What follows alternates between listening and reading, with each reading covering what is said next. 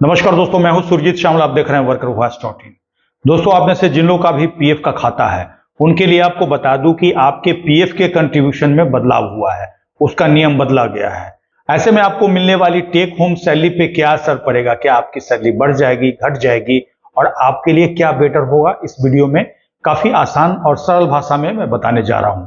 इसलिए आपसे अनुरोध करूंगा कि अगर आप चैनल पर नया हैं तो जल्द से जल्द सब्सक्राइब कर लीजिए और वीडियो देखने के बाद अगर अच्छा लगे तो लाइक जरूर कीजिए। आइए इसको स्टेप बाय स्टेप करके जानते हैं।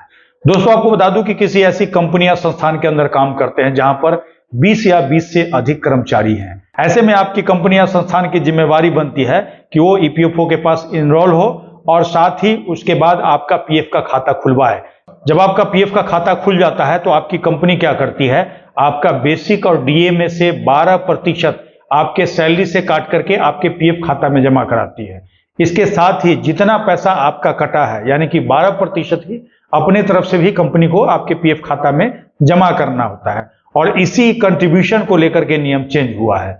आपको बता दूं कि ईपीएफओ की तरफ से 7 करोड़ प्लस जो उसके एक्टिव सब्सक्राइबर हैं पीएफ के, उसके लिए नए नियम में बदलाव किया गया है, जिसके हिसाब से पीएफ के कंट्रीब्यूशन के नियम में बदलाव किया गया है, जिससे हर कर्मचारियों के टेक होम सैलरी पे काफी असर पड़ेगा।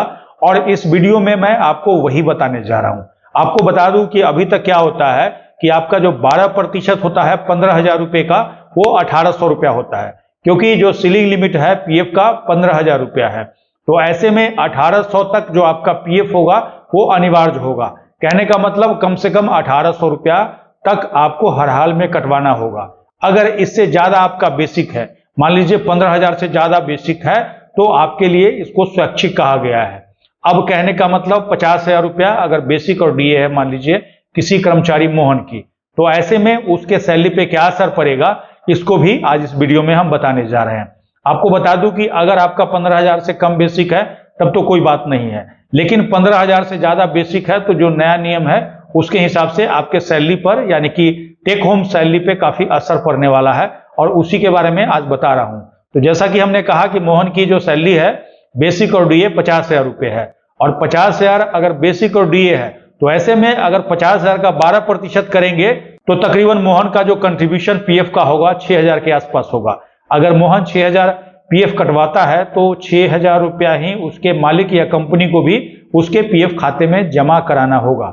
लेकिन ऐसे में क्या है कि अभी जो मैंने बताया 1,800 रुपया से ज्यादा अगर आपका पीएफ कंट्रीब्यूशन है तो आपका कहीं ना कहीं स्वैच्छिक होगा। लेकिन अभी जो कहा गया है नया नियम के हिसाब से, जो कंट्रीब्यूशन रूल में बदलाव हुआ है उसके हिसाब से 1,800 रुपया से ऊपर का जो पीएफ कंट्रीब्यूशन होगा वो स्वैच्छिक होगा।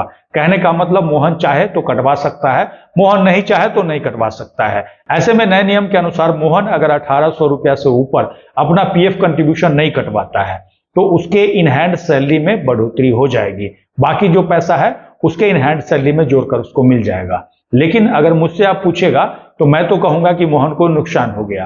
पूछिए कैसे? क्योंकि मोहन के सैलरी से 6,000 रुपया कट रहा था, लेकिन उसको इसके बदले 6,000 रुपया और मिल रहा था उसकी कंपनी की तरफ से उसके पीएफ खाते में।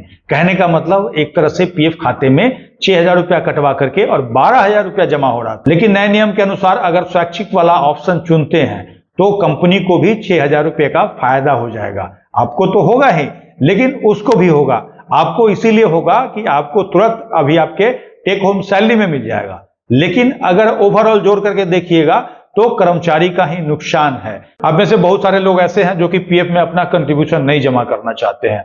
वो सोचते हैं कि भाई बेकार ही हमारा पैसा कट रहा है, क्योंकि एक तो कम सैलरी है और हमारा पीएफ में भी पैसा कट जाता है, फिर उसको निकालने में काफी झंझट होती है। लेकिन आपको बता दूं कि पीएफ में जितना ही आपका पैसा जमा होता है धीरे धीरे करके एक मोटा अमाउंट बन जाता है जो कि फ्यूचर में काम आता है।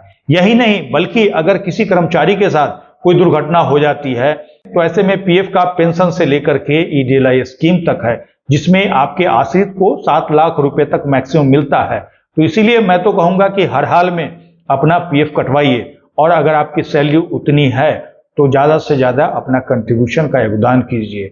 ऐसा नहीं कि आप अपना पैसा बचाने के चक्कर में और कंपनी की तरफ से जो मिल रहा है उसका भी नुकसान पहुंचा दीजिए। तो दोस्तों, ये छोटा सा अपडेट था जिसमें मेरे हिसाब से सरकार को आपका जो पीएफ का सीलिंग लिमिट है 15,000 रुपया उसको बढ़ाना चाहिए था, जबकि इन्होंने क्या किया, एक अलग नियम बना करके और आपके जो पीएफ का कंट्रीब्यूशन है उसी को स्वैच्छिक कर दिया। और देख लीजिए न्यूनतम वेतन जो है अभी 28,444 तक सेंट्रल स्फेयर का है। तो ऐसे में आपका जो न्यूनतम वेतन होता है कहीं ना कहीं बेसिक और डीए होता है। तो एक तरह से ये पीएफ को खत्म करने की साजिश है। आपको क्या लगता है, एक बार कमेंट्स करके बताइएगा। हम तो ये कहेंगे कि कम से कम अभी जो पीएफ का सीलिंग लिमिट है 30,000 रुपए के आसपास कर देना चाहिए और अभी के महंगाई के हिसाब से आपके न्यूनतम वेतन को 50,000 रुपया तक कर देना चाहिए। क्या ये बात मैं सही कह रहा हूं? अगर आप हमें फेसबुक पे देख रहे हैं तो पेज को लाइक करेंगे। इसी के साथ विदा लेता हूं, जल्द ही एक नई जानकारी के साथ मिलते हैं। धन्यवाद।